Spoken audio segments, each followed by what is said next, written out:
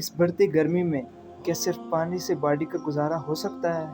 موجودہ temperature 40 to 45 degree میں body میں کتنا پسینہ آتا ہے اور اس کی وجہ سے کتنا پانی جسم سے خارج ہوتا ہے؟ بسم اللہ الرحمن الرحیم۔ السلام علیکم، welcome to my YouTube channel. اگر آپ اسی طرح کی مزید ویڈیوز دیکھنا چاہتے ہیں تو ہمارے چینل کو سبسکرائب کریں اور بیل آئیکن کو ضرور پریس کریں، کیونکہ نئے آنے والے اسی طرح کی ویڈیو کی نوٹیفیکیشن آپ تک پہنچ جائے گی۔ سب سے پہلے بات کرتے ہیں گرمی کی وجہ سے جسم سے کتنا پسینہ خارج ہوتا ہے۔ انسانی جسم کا 60 سے 65% حصہ پانی پر مشتمل ہوتا ہے۔ گرمیوں میں پسینے سے 99% جسم سے پانی نکلتا ہے۔ باقی کا 1% بھی نمکیات منرلز خارج ہوتا ہے، جن میں زیادہ تر لیبر پرسن، ایکسرسائز کرنے والے حضرات شامل ہوتے ہیں۔ تو آئیے بات کرتے ہیں ان کو پورا کیسے کر سکتے ہیں۔ سب سے پہلے بات کرتے ہیں واٹر میلن یعنی تربوز۔